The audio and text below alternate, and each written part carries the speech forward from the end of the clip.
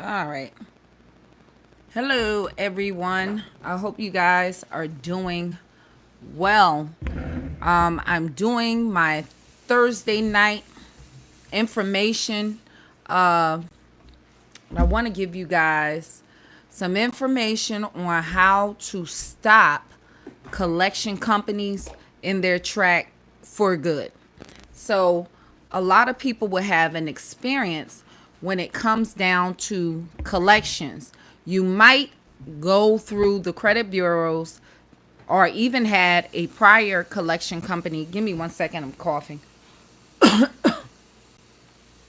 Dispute an item off, but that item comes right back on maybe 2 to 3 months later, maybe even 6 months later. So, one of the issues that come about, sometimes that debt is disputed off your credit report, that collection, and it could be resold. So that is one way that happens. So when you're dealing or with collection companies that gets removed, they could just remove the debt and move it to another company, resell it to another company. Another issue you may have, how you doing tonight, Cannon? I hope you're doing well. Another issue you might have is that company will remove it, or the credit bureau may remove it, but these companies have a subscription agreement in order to use the leverage of the credit bureaus in order to make you pay this debt. So they'll do a batch upload. So they don't individually upload these items. A lot of times when they get it or buy it, or the reporting every couple of months, it updates in a batch. Not only your collection with them and information, other people at a certain time every 3 months according to that subscription. Because remember, they do have to do a number of names in order to use that leverage against you. The credit bureaus require that because remember, they sell data on people. So they want enough updated information on you as possible, along with other people that are in the nation. This is how they make billions a year, by selling data on you. So that item may be disputed and removed, but when it's time for them to up batch, because they don't do it individually, someone sitting there at that furniture of that information, they'll do a number of accounts all at one time. That's automated, and your item might come back on. If you have that happen, one thing you need to know, that under the Fair Credit Reporting Act, anything that was disputed and removed before it's supposed to come back on your credit, they are obligated to notify you 5 days before, at minimum 5 days before that's reinstated. So if that happened to you, you could dispute it from that point, on that standpoint, that you never received notice that that item was coming back on your credit report. So a lot of people might experience that with bankruptcies, whatever that was removed prior to it. So you want to always keep data. If you have a credit report and you notice an item come off, take note, take a screenshot if you have a credit monitoring system, and make sure that you keep that archive for yourself if that item come back on. But my technique, I actually put a post back in February. We started on Facebook. I started a group January 1st, 2020, and I was also doing these lives here in order to start what I call my credit kickoff. I myself personally have some inquiries and a collection or two to deal with. And this is the way that I cure the root of the problem dealing with the credit bureaus. So what we just mentioned, do not come back on your credit report. It's simple. We started January 1st, 2020. I actually started sending out inquiry letters for myself. That's why I gave it to you guys. That worked. So it's absolutely free. If you want to use that inquiry letter, it's at my website. Feel free. I have one on my home page and one on the pricing page. Simple, plain, easy to use. Send it out certified mail. So one of my items I'm going to post that came off from CB Indigo back in December, less than 2 weeks when they received that letter. So I started in January. That's what gave me the idea to do the credit kickoff 2020 and to work together. And I started the Facebook group to start to remove items. You'll see come February 5th, and it's on my report. I don't know if I have to. I'll show you the other screenshot. And it was in February 5th, 2020. Dealt with the collection removed and a number of inquiries removed. One of the, I won't say the name out there, but I had 2 collections that had to be removed. And one of them was gone a month later. So a lot of ways that you're going to handle this and employ this is the steps I'm going to go over. So it's not rocket science. It's not rocket science. So I had about, I believe I might have had 2 or 3 collections. I had to deal with it, done and over by March. So here's what you need to know and how to get rid of it. Point number 1, if you have a collection, you simply send out a debt validation letter. That's it. You validate the debt. Debt validation is your right under the law. The reason why you need to validate the debt, if you don't know what a collection is, it is an item that with your original collection creditor, that account was not paid. It usually let that account sit there for 180 days. So it could be a medical bill. Those are notorious. You might have got a medical bill. So that account wasn't necessarily a credit card account. So you might have not seen any effects of that account on your credit report. And that happens to people often. So that account, you might have had health insurance. You might have had car insurance. You see a lot of car insurance companies doing that. You might have changed your car insurance carrier. And then they end up sending a collections or putting a collections on your credit report. Progressive has been doing that a lot lately. So that item wasn't necessarily reporting negative on your credit report. It just pop up on your credit report.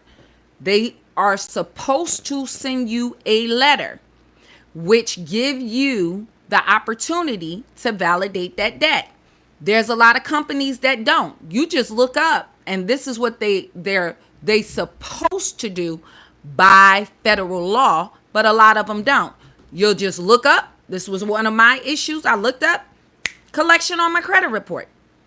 So if you receive a letter of a collection, a lot of people just put that letter to the side.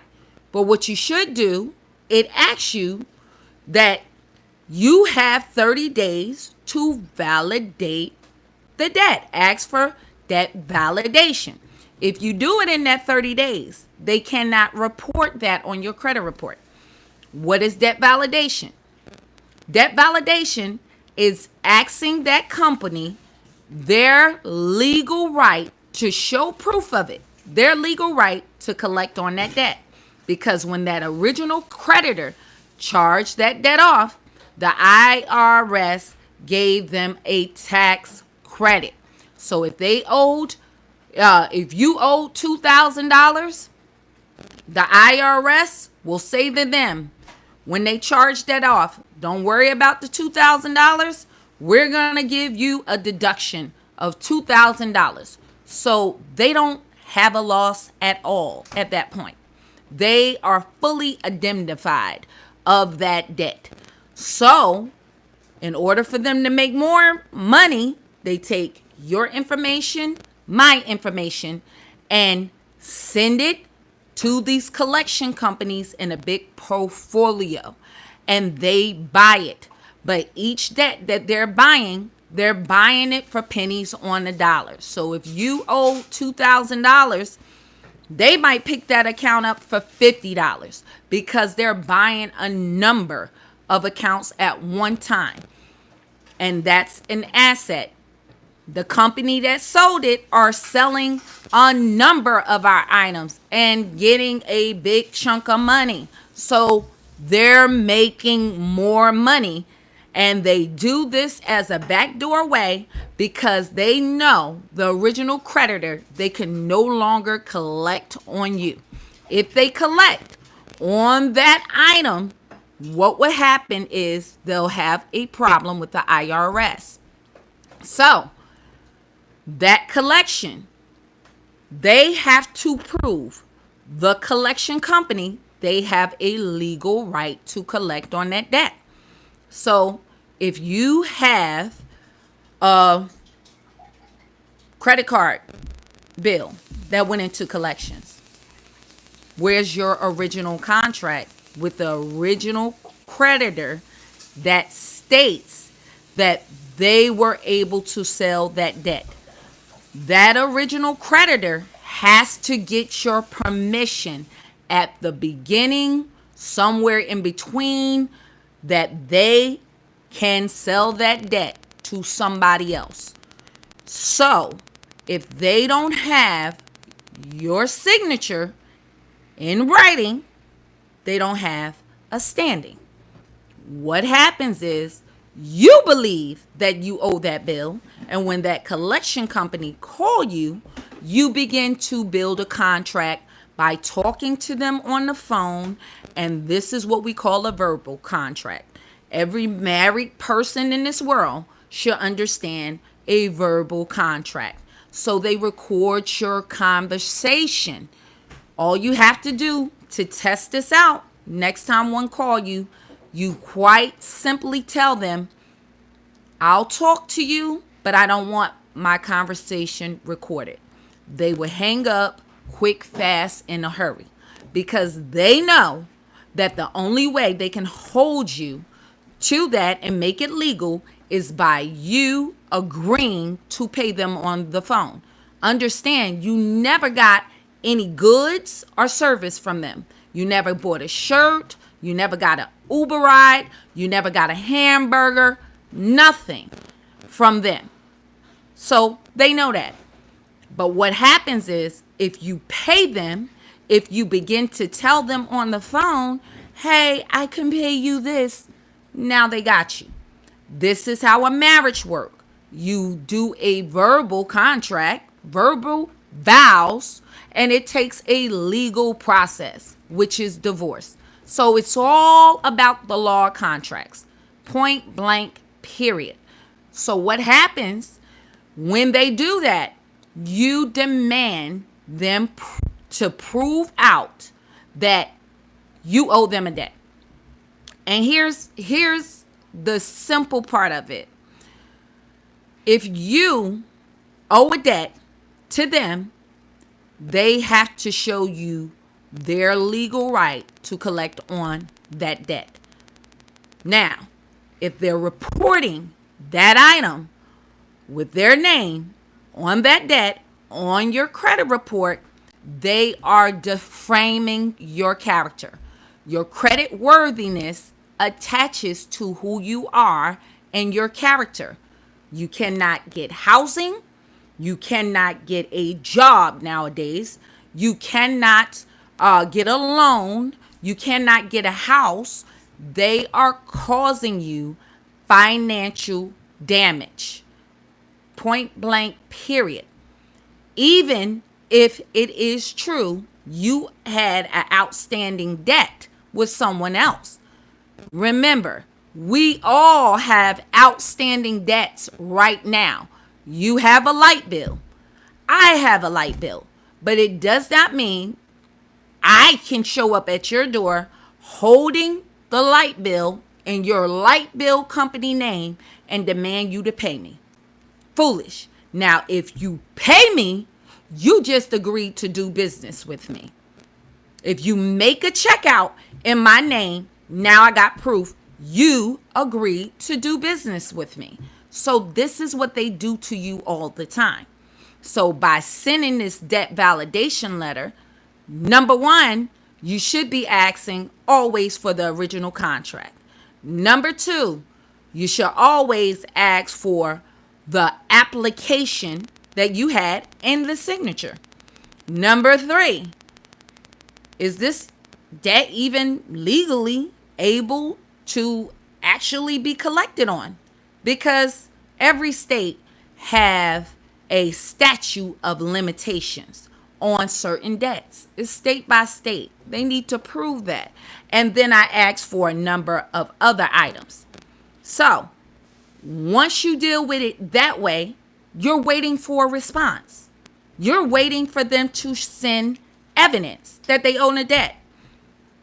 Majority of the time, all you're going to get is a bill from the last original creditor. But a bill alone does not show anyone legal right to collect on a debt. Point blank, period. The mailman might drop one of your bills just on the street. And because I pick it up, I got your name, your information, and your address, and I begin to report that you owe me that debt on your credit report. That is identity theft. That is frauding you. But you make it legal if you begin to agree to pay me and I record it. And this is what you do. Next part, when they send you that bill, you have to let them know what I just said. Because a bill is old, it doesn't mean any Joe Schmo got a legal right to collect on it. That is absolutely absurd. And downright, if they're mailing you this, you can report them to the postal inspectors, because that is fraud. If you don't know someone and they're trying to collect a debt on you that you don't know, that's defrauding me. I don't know you. And that's using the mail system in order to do that. Point blank, period. Let me plug this in. I'm not an attorney. So please know that anything I'm telling you is not constituting legal advice. Let me put in that disclaimer. I'm giving you my experience and what works for me. Part 3 of it.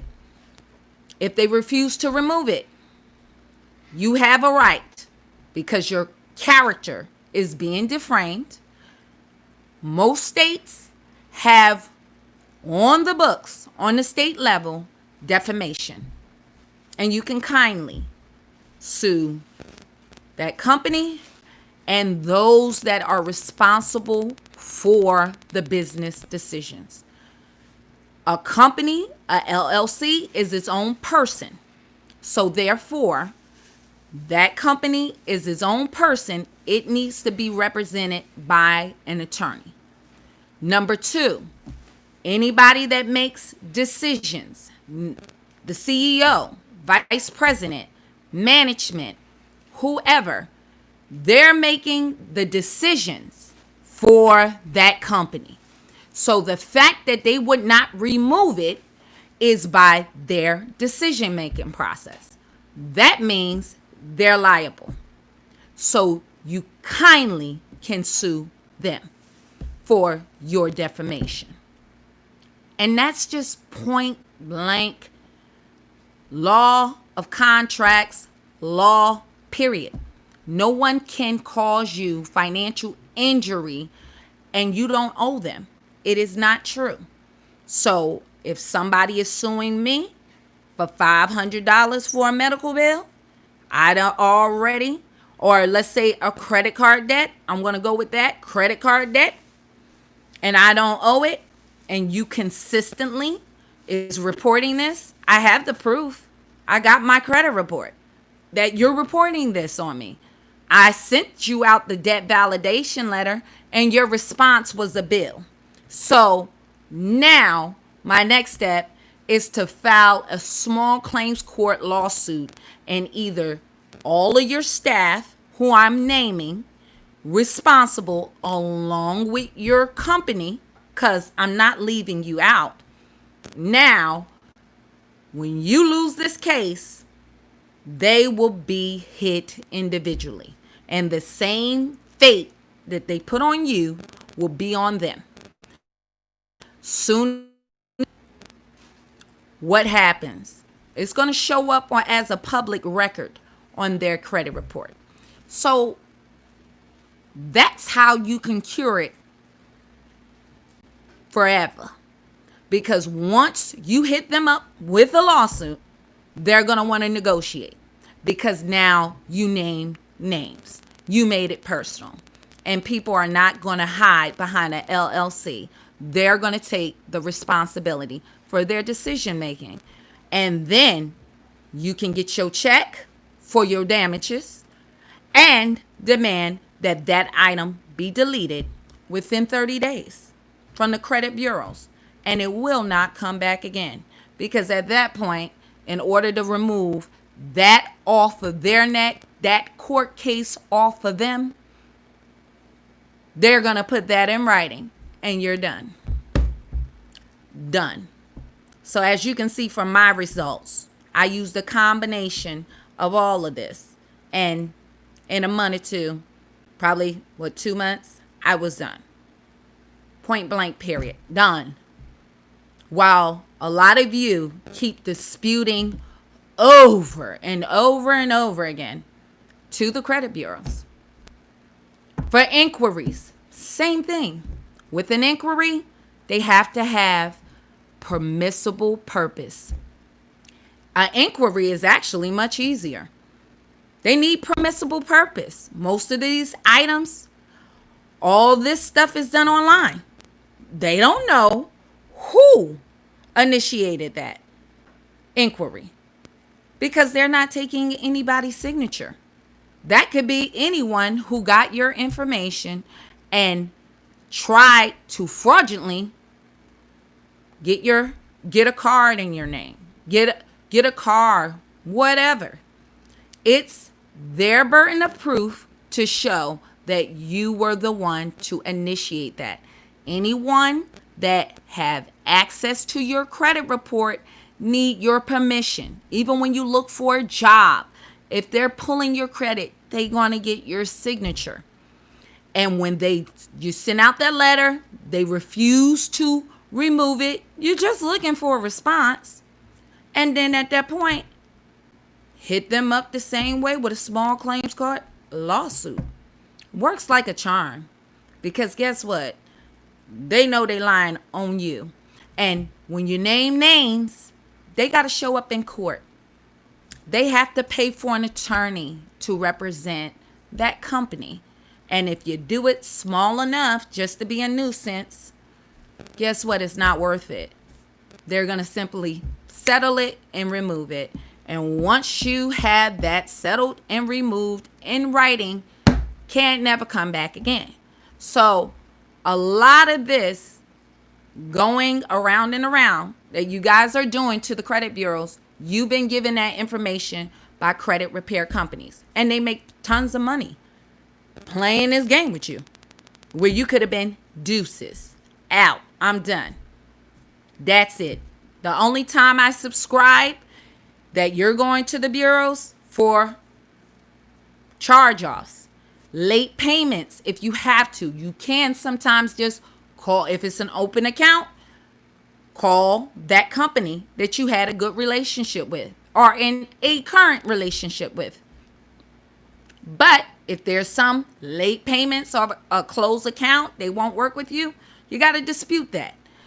If you have a bankruptcy, you have to go through a dispute to try to remove those items. But all inquiries and collections, which is the biggest nuisance, if people have good credit, bad credit, we have all had a collections before.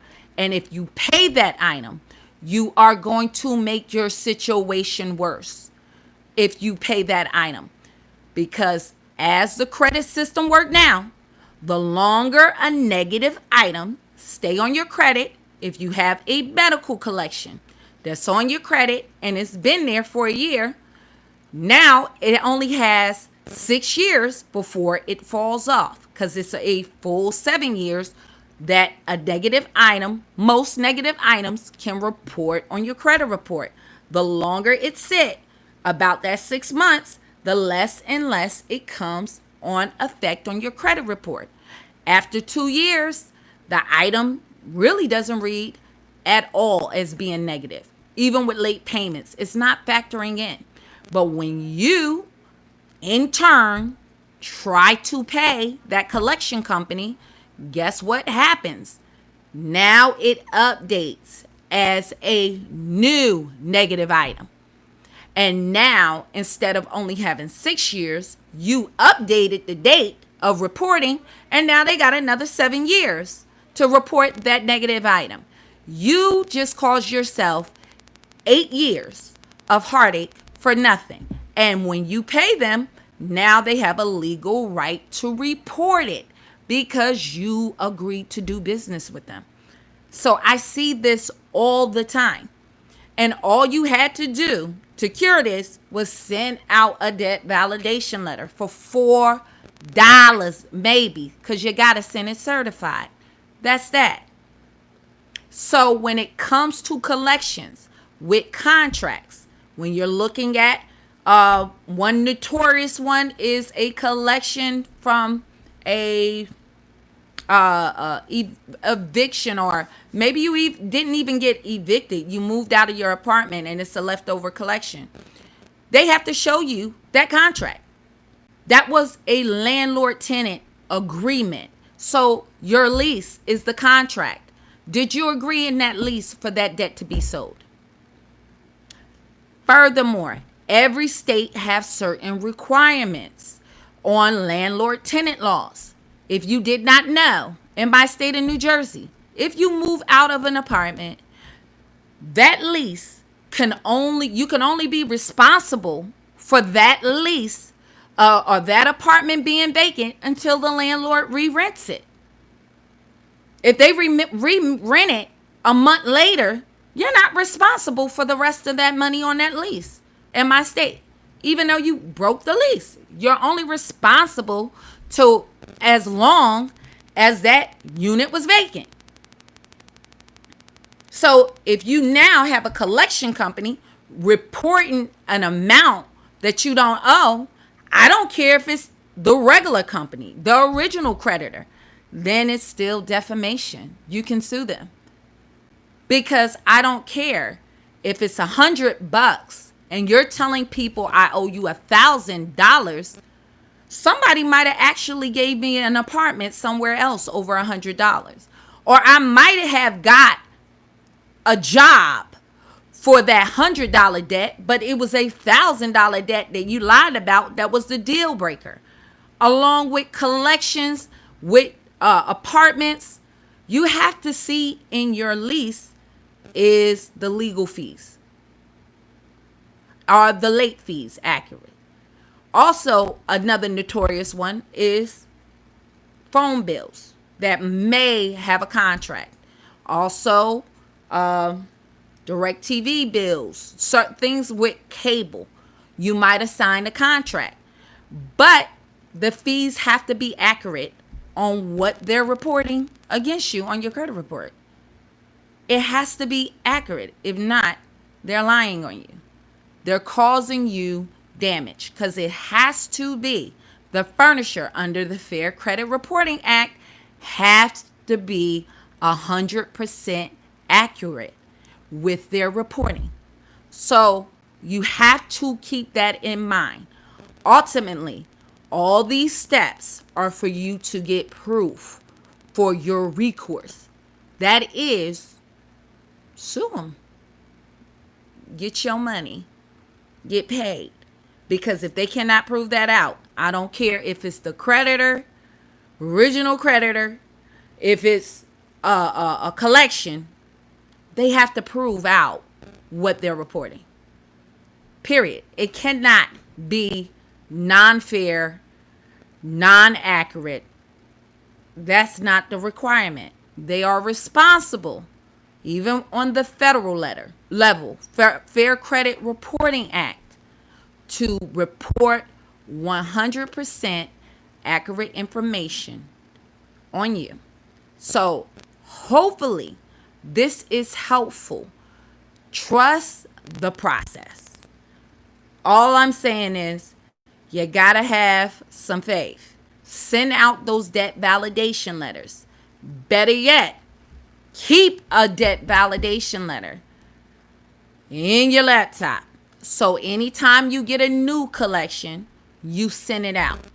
And one other keynote, when it comes down to medical collections, it is a violation of the HIPAA law that they have your personal information connected to your medical history, your medical procedures.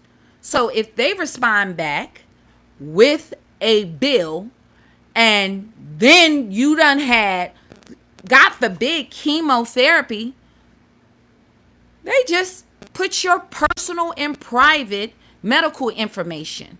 Did you allow your healthcare provider to release that information? Your job cannot sit here and call up your doctor and he's supposed to release your medical information. That's a violation of the HIPAA law, the federal HIPAA law. And they can be charged for that violation up to $1.5 million. Okay, so an outside person, an outside company, and it's actually a criminal offense if they sold it for financial gain. Criminal. So you just have to know this. When it comes to collections, they are totally and however you want to put it, they are totally one of the easiest things, them and inquiries, to fight. I'm going to put inquiries number 1, collections number 2. But the problem with most people, you're paying credit repair companies who get paid a monthly fee to go around and around and around the same circle. Most people are that's sending out my letters, when they validate the debt, if they have a number of collections, you're going to just get 2 or 3 that's just going to come off because they can't validate the debt. And don't worry if you missed that 30-day window for them not to report it. You still have a right to validate that debt. Now, they still have a right, since you didn't do in that window, to still report it, because you do have to validate it in that 30-day window for them not to have the right to report it. You have that window, but you can do it afterwards. But if you catch it before, then they won't be able to even report that debt until it's validated. So you just got to understand, it's not rocket science. It don't have to take all day. It don't have to take all year. I talk to a number of people. I do what we call credit analyzations. I educate you, walk through your credit reports with you, look at your credit profiles. We look at the source of your issues.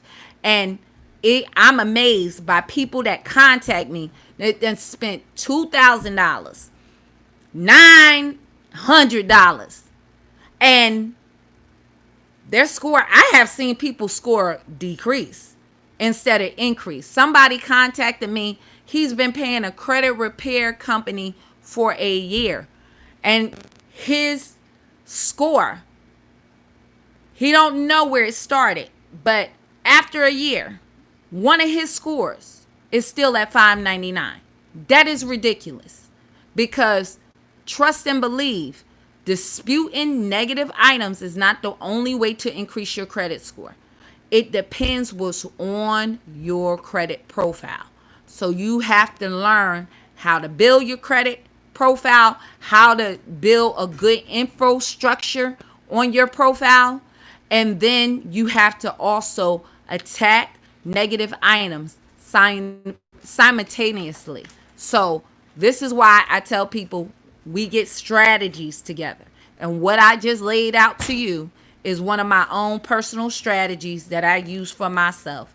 Like I said, go to my channel. I posted my own information, but I'm done. So like I said, it don't take all day. It don't take all day. Y'all spending a lot of time and money for nothing.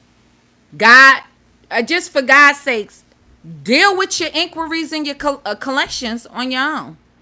And then if you want to pay somebody to do all the rest of the stuff, then do that. But at least know what they're doing. So I hope this information is helpful. And I'm just going to read some of the comments, so I make sure I address your questions.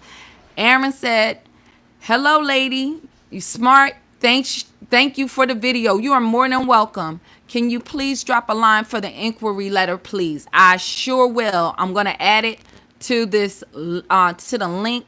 And you can always go to my websites on any of my videos. I'll leave that information for you. I sent a debt validation to Discover Card. The only thing they sent me back was a billing statement. Okay, now, one question. You sent it to Discover, because Discover would be your credit card company, not a collection company. So debt validation is for collections. So you would have to send it to the company that is the collection company reporting it. If it is being reported sometime by the original creditor name as a collection, check your other credit reports, because occasionally they'll do that. Okay. But check your other Equifax, TransUnion, and see if on one of those for that same account, the collection company is reporting. And then you send the debt validation for that company, and it'll take care of all three once they remove the item, because they do employ that sneaky strategy because they know about what I'm telling you.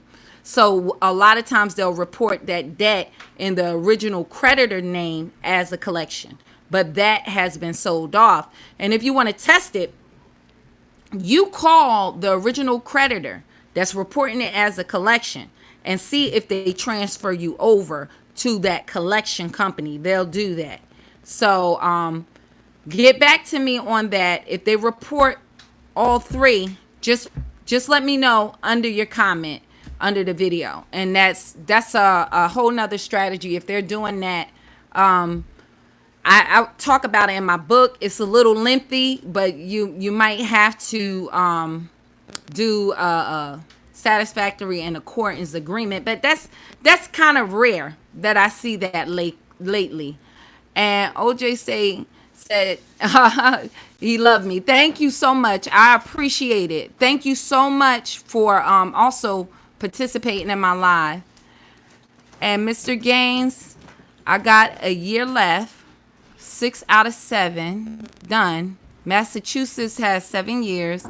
On my charge off, I got sent from my bank to collections agency. Should I dispute this thing? Okay, Mr. Gaines, what you want to do, you want to send the debt validation letter to the collection company that the bank sent the charge off to. Also, sometimes you'll see them like reporting the charge off from that bank and a collection for that same account with a collection company on your credit report. So what you want to do with the charge off, you want to try to dispute.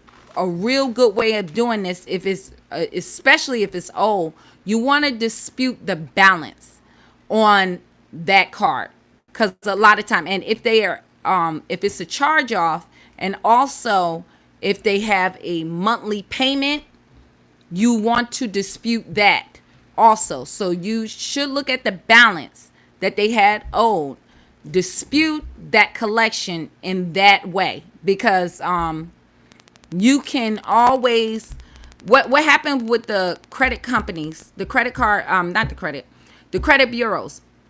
Once you dispute an item, they have an obligation to search that out, whether it to be true. A lot of people are disputing not factually. They'll dispute that this is not my, account, and you don't have to do that. You can dispute the information on the account. Remember what I said always, it has to be 100% accurate in order for them to report it. So when you dispute an item, and the balance is a real good way, especially with credit cards, how can they calculate or know that that interest is correct, and the fees that they add on to that? So when the credit bureaus say that that's correct and come back, you have your right under section 611 to request the method of verification. And that's what you want to do the next step, because they have an obligation, which they never do, to actually call and find out and get proof that that reporting is 100% accurate. So that would be your next step on that. But with the collection, you just simply want to send out the debt validation letter. It's not